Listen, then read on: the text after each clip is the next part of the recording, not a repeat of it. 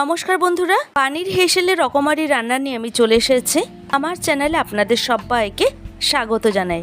আজকে চলে এসেছি একটা চিকেনের রেসিপি নিয়ে, তা হলো চিকেন কোরিয়ান ফ্রাই। এটা সন্ধ্যের জলখাবারে স্টার্টার হিসেবে পরিবেশন করা যেতে পারে। এছাড়া বাড়িতে হঠাৎ করে কোনো গেস্ট এলে চটজলদি এটা তৈরি করে নিতে পারেন। চলুন তবে রেসিপিটা শুরু করা যাক। চিকেন কোরিয়ান ফ্রাই করার জন্য নিয়েছি 300 গ্রামের মতো বোনলেস চিকেন। এখন এটাকে ম্যারিনেশন করব। প্রথমেই দেব স্বাদ অনুযায়ী নুন, হাফ টিস্পুন আদা বাটা আর হাফ টিস্পুন রসুন বাটা, আর দেব সানরাইজের Kashmiri red chilli powder half teaspoon. এখন এই সমস্ত উপকরণগুলিকে খুব ভালো করে মিশিয়ে নেব চিকেনের মধ্যে, যাতে এর মধ্যে ঠিকঠাক করে নুনটা ঢুকে যায়। একবার দেখিয়ে দিচ্ছি চিকেনটাকে আমি ঠিক কিভাবে কেটে নিয়েছি। এখন এইভাবেই আধ ঘন্টার জন্য ঢেকে রেখে দেব। আধ ঘন্টা পর ফিরে এসে এখন এর মধ্যে দেব 1 টেবিল স্পুন চালের গুঁড়ো, 1 টেবিল স্পুন কর্নফ্লাওয়ার, তবে এর জায়গায় ময়দা বা অ্যারারুটও কিন্তু ব্যবহার করা যেতে পারে। দিচ্ছি আরও সামান্য নুন। এখন এই সমস্ত উপকরণগুলিকে চিকেনের গায়ে খুব ভালো করে কোটিং করে নেব। আর এর মধ্যে কোনোভাবেই কিন্তু জলটা অ্যাড করা যাবে না, কারণ আদা রসুনের পেস্ট আছে আর চিকেন থেকে একটু জল ছাড়ছে, তাতেই কিন্তু মাখাটা হয়ে যাবে। তো আমি এখন এর মধ্যে আরও 1 টেবিল স্পুন চালের গুঁড়ো দিয়ে দেব, যাতে খুব ভালো করে কোটিংটা হয়ে যায়।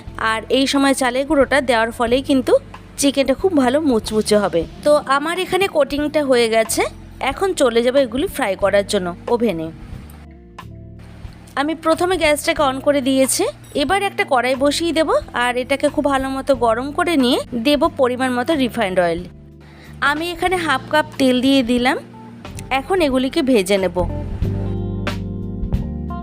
প্রথমে আমি একটা একটা করে তেলের মধ্যে ছাড়ছি চিকেনগুলিকে, আর একটু সাবধানে এগুলিকে ছাড়তে হবে, কারণ অলরেডি তেলটা এখানে খুবই গরম আছে, তেলটা ছিটে যেতে পারে গায়ে। আর এই সময় গ্যাসের ফ্লেমটা একদম হাইতে দিয়ে আমি এটাকে ভেজে নিচ্ছি। প্রথমে হিটটাকে একটু বাড়িয়ে দেব, তারপরে গ্যাসের ফ্লেমটাকে মিডিয়ামে দিয়ে মানে ব্যালেন্স করে এই চিকেনের টুকরোগুলিকে ভেজে নিতে হবে। তো আমার এখানে এগুলি ভেজে নেওয়া হয়ে গেছে। এখন এটাকে একটা ঝাঁঝরির সাহায্যে তুলে নিচ্ছি। একই রকম প্রসেসে বাকি যে চিকেনের টুকরোগুলি ছিল সেগুলিকেও ভেজে নিতে হবে। যখন এরকম হালকা ব্রাউন কালার হবে তখন এগুলিকে উল্টে পাল্টে দেব আর কন্টিনিউ নাড়তে থাকব, না হলে নিচে থেকে পুড়ে যেতে পারে, তখন খেতে একদমই ভালো লাগবে না। তো এই চিকেনগুলিও ভেজে নিলাম। এবারে এগুলি ক্রিস্পিনেস আনার জন্য ডাবল ফ্রাই করে নেব। এটাকে একবার ভেজে নিয়েও করা যেতে পারে, যেহেতু এর মধ্যে চালের গুঁড়ো আছে। তো এবারে সমস্ত চিকেন ফ্রাইগুলিকে 3 থেকে 4 মিনিটের মতো ঠান্ডা করে নিয়ে আবার ওই তেলের মধ্যে ডাবল ফ্রাই করে নেব 1 মিনিট। এর থেকে বেশি ফ্রাই করার একদমই প্রয়োজন নেই। এখন এই চিকেন পকোড়াগুলিকে একটা প্লেটের মধ্যে তুলে নেব, তারপর ওভেনে অন্য আরেকটা কড়াই বসিয়ে দিচ্ছি। এবার এর মধ্যে দেব 2 টেবিল স্পুন সাদা তেল। আমি যে তেলে চিকেন পকোড়াগুলি ভেজে রেখেছিলাম আমি সেই তেলটাই ব্যবহার করছি। এখন এর মধ্যে দেব একটা শুকনো লঙ্কা। আমি এখানে লঙ্কাটাকে আগে থেকে কাঁচি দিয়ে কেটে নিয়েছিলাম। দিচ্ছে 1 টিস্পুন রসুন বাটা, হাফ টিস্পুন আদা বাটা। এখন আদা রসুনটাকে 1 থেকে 2 মিনিটের মতো খুব ভালো করে ভেজে নিতে হবে, না হলে আদা রসুনের যে একটা কাঁচা গন্ধ সেটা থেকে যেতে পারে।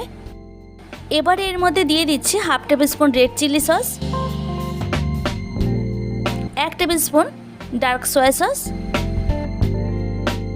Half teaspoon Kashmiri red chilli powder, 2 tablespoon tomato ketchup, আর সামান্য একটু জলের মধ্যে অ্যাড করলাম, না হলে নিচে থেকে ধরে যেতে পারে, কারণ আমার এখানে হিটটা একদমই হাইতে আছে।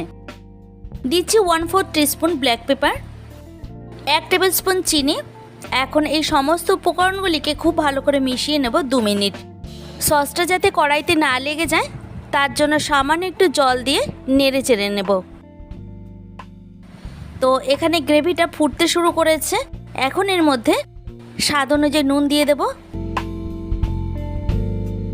এরপর এর মধ্যে দেব ফ্রাই করে রাখা চিকেনগুলিকে, আর এভাবে উল্টে পাল্টে নেব যাতে সমস্ত চিকেনের মধ্যে সসগুলি ঠিকঠাক করে কোটিংটা হয়।